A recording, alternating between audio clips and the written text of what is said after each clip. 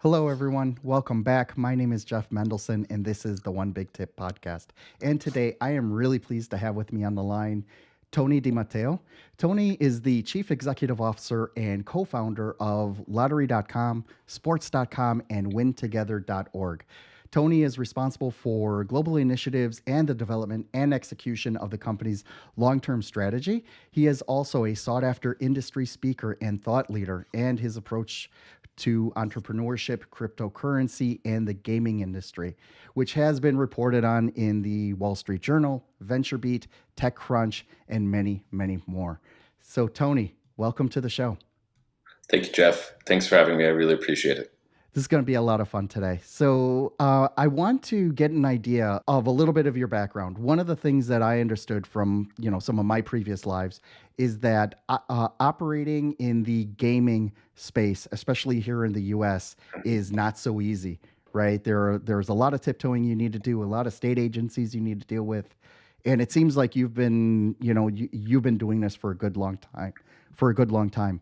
Can you please fill us in a little bit on your background and how you got to where you are today? No, absolutely. It is difficult, I'll say, or it takes quite a bit of work. I'll say my background is I'm just a serial entrepreneur. I grew up in Denver, moved to Northern California when I was about 15. Ultimately, ended up graduating high school barely. Just by the sort of the skin of my teeth. About an hour north of San Francisco. And I realized just sort of the normal sort of corporate pathway, of like from a career perspective was just not for me. And so I was just sort of, I leaned very much entrepreneurial. I went to San Francisco when I was about 19, I think, and was able to get into tech very early in about 1998. And so I saw the dot-com boom and the bust. And I learned a lot through that, though I sort of didn't participate in any of that because I felt that I was a little too young, which was honestly a little naive. I should have probably gotten into that, but I didn't. I just saw it from the sidelines as sort of an IT guy. That's my training and that's my actual sort of background. Still is over the next couple of years as I tried a lot of different startups, and anytime that I had any idea, I would try to build it and try to make it a real thing. Some worked, some didn't, and that's how it goes. That's just the life of an entrepreneur.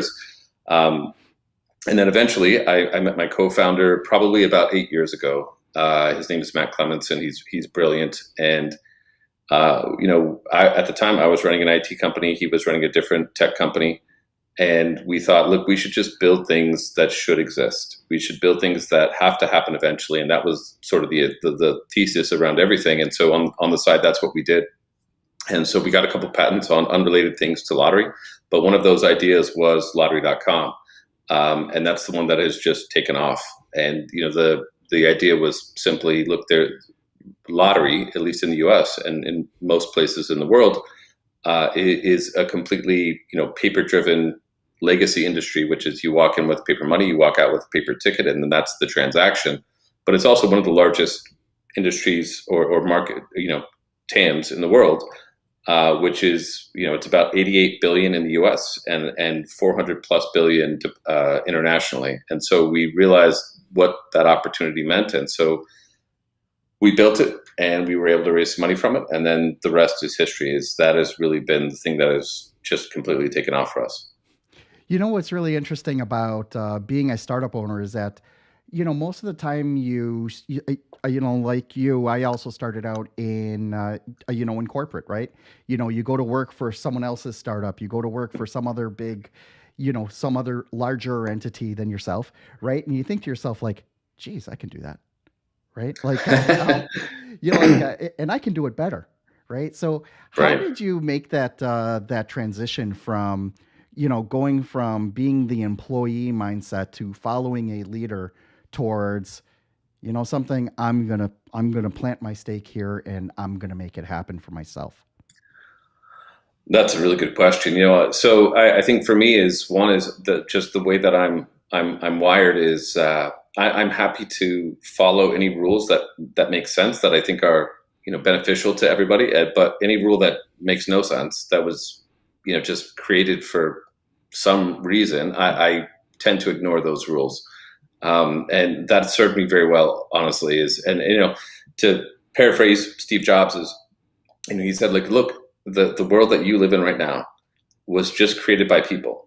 People no smarter than yourself. It's just the way that it actually happened. And what I took away from that was that, like, we can create our own reality and our own destiny and what's going to happen in the future, simply by just sort of not taking so seriously that the reality that we live in was made by people much smarter than ourselves, because that's not true. It's just not true. It is, we live in the world that was built by people that are no smarter than ourselves. And so that was sort of I'll say I'm just wired that way.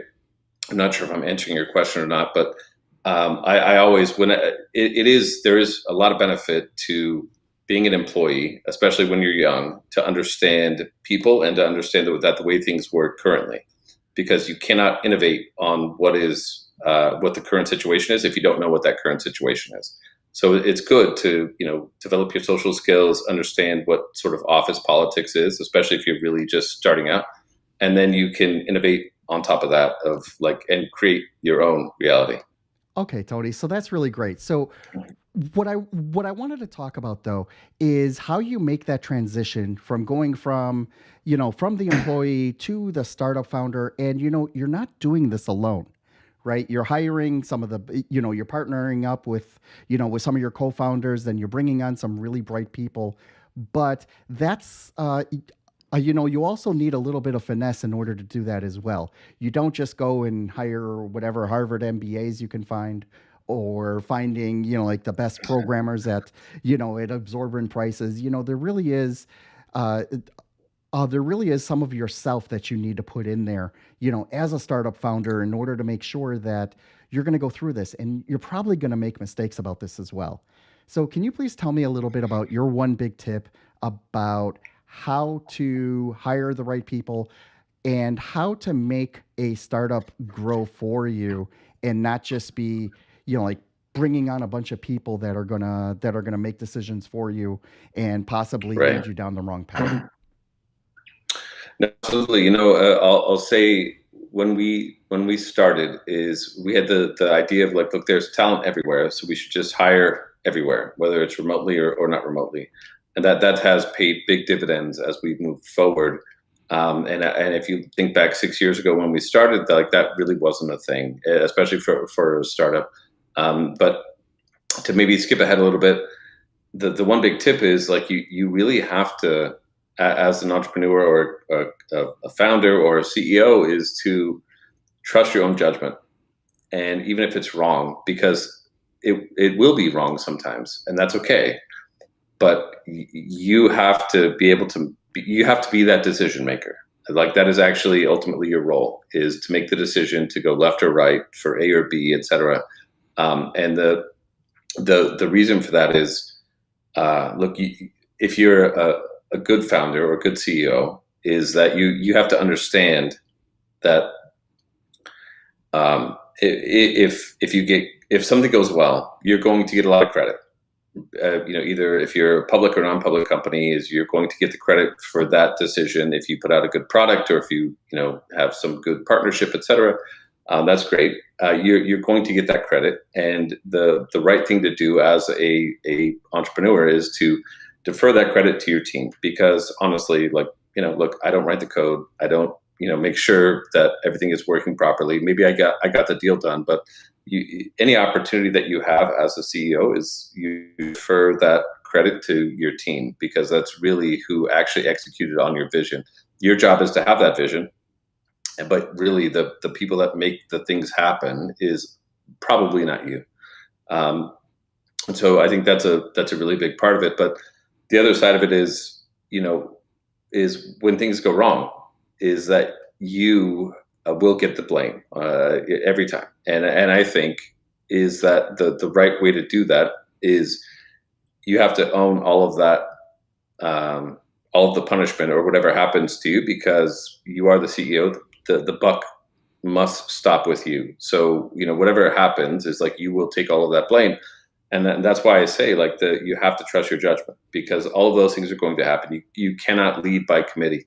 And if you're doing things the right way is that as a founder or CEO is that you should have the best perspective on everything that's going on in your company, which is, I think, a unique perspective because everybody else is in their own role and they have to own their role and they can only come to you with their perspective on things. And so the right way to do things is, again, one, if things are good and you are receiving some praise, is give that praise to your team. And two, if things are not going well, you have to own all of that criticism and blame and just take it as yourself, because you cannot defer that. That is, you have to own that. That's your role. That's what you have to do. It's interesting that you say that because a lot of people binge on what Elon Musk says or what Mark Zuckerberg says about starting up, and you got to hire the best, but they may not the best people that you hire, to lead development, or the best people that you hire to lead sales may not necessarily be the best people to help you make HR decisions, right? And they're definitely not the best people to make financial decisions, right?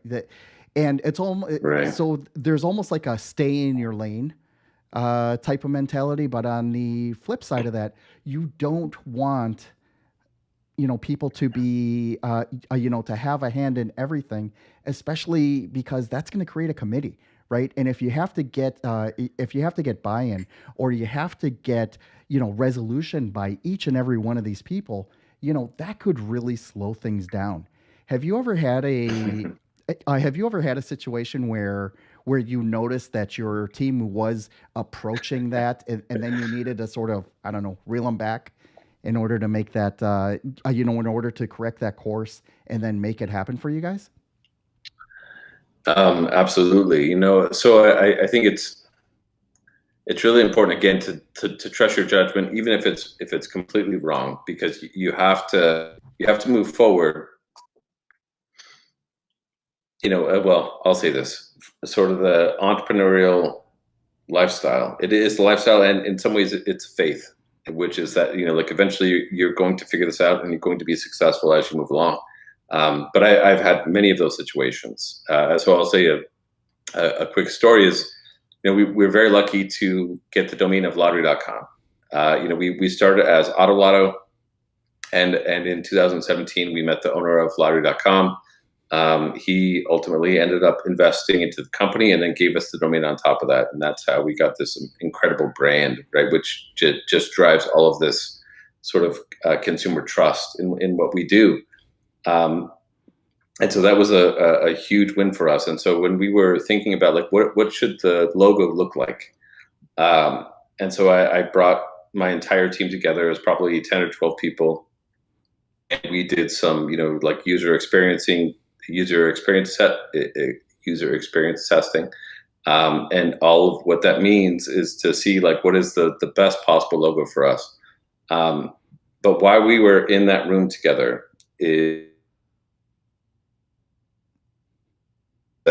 what should we really be doing right now? What is the best possible logo? And the logo that you see right now on my T-shirt is what we came up with. But the mistake that I made was that I thought, like, look, and this is also, it's really a balance, which is that I don't want to be a dictator. I don't want to say, this is the way things must go, this is the way things must be. I want to have a diverse perspective on everything that we ever do, because that's how you discover that you're wrong about some type of assumption. But in this case, is the logo ideas just made no sense to me. Is like my goal was, like, I think we should have a logo that sort of looks timeless, right? Which looks like you can't tell if it was born out of the .com boom in 1999, or if we just were founded yesterday. And that was the goal of the whole thing. And we could borrow sort of the brand equity of the biggest games in the world, like a Powerball or Mega Millions. And so this is what we landed on. And what ended up happening, and this is, one of the biggest mistakes I made, was, we ended up hiring a firm that did logos, and this was their whole thing. And I went down to Southern California 2 or 3 times with, over probably 3 or 4 months. And I remember very clearly is that I brought myself and my co-founder and head of growth, head of marketing, etc., all to San Diego, and we were in a room, and it was just plastered with the room was plastered with logo ideas of what could be of all the ideas. And my head of growth at the time, he leaned over and he said to me, like, honestly, the idea that you had, probably 4 or 5, 6 months ago, that was actually the best one, because like all of these things are not as good. And so, and I thought, like, wow, that was like such a huge mistake. That was a 6-figure mistake where I could have just said, like, look, this is the best way to go. But at the time, I didn't want to discount everybody's ideas. I didn't want to say, look, all of this makes no sense. Like, we should go this direction. And that was really one of the biggest mistakes that I've made. Because as a co-founder or a founder or CEO, et cetera, is like, you have to own it. You have to understand that, like, you're going to get all of the blame, but you're going to also get all of the praise. But you have to make decisions very quickly. And if you don't do that, like, that's to your detriment. Is you have to go forward. You have to go forward quickly, especially in a startup environment. And I wish that I had just sort of stood my ground at that point and made sure that I got the logo that we have right now. Like, I could have saved, 5 or 6 months and maybe $100,000 if I had just said, like, this is the way, and we should just go with this. That's an amazing story. I think a lot of entrepreneurs get stuck in that as well.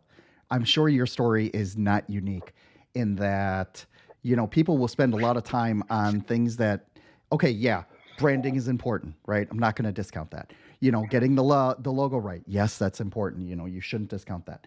But at the same time, it's like, if your intuition said, we need to go on this and then focus on more important things, why are we spending so much time, energy, and money, down someone else's creative things when it was basically already there? So, you probably consider that a learning mistake, right? It's something that for your next startup, you're not going to right away go out and trust, the big brand guys. You're probably going to trust your intuition a little bit better, simply because it helped you out now, No, you're completely right. And the lesson is really, as they've said, is good decisions come from wisdom, right? But wisdom comes from making bad decisions. And so you have to go through that journey, which is that, like, make a whole bunch of bad decisions. That's okay, right? Which will make you a better entrepreneur, because you will learn along the way of, like, okay, this was a bad decision. Why was it a bad decision? And you'll learn as you go. But if you just sort of let people, run you over or make decisions by committee, like, you're not going to learn those lessons. But ultimately is, again, you are responsible for that company. Like, the buck stops with you. And so if you make some very bad decisions, like, you have to take all of that. And if you make good decisions, like, you don't, like, as a good, in my opinion, as a good CEO or entrepreneur, is anything good that comes your way in terms of praise is, like, you should defer that to your team. And that's how it should go. But any blame, like, you're going to take that. So the best way forward, really, I think, is to really just make the decision, right? And live with that, and that you own it, and that's how it goes, right? And eventually, again, is being an entrepreneur is a lifestyle and maybe a faith, right? Of, like, what you believe is your best path forward.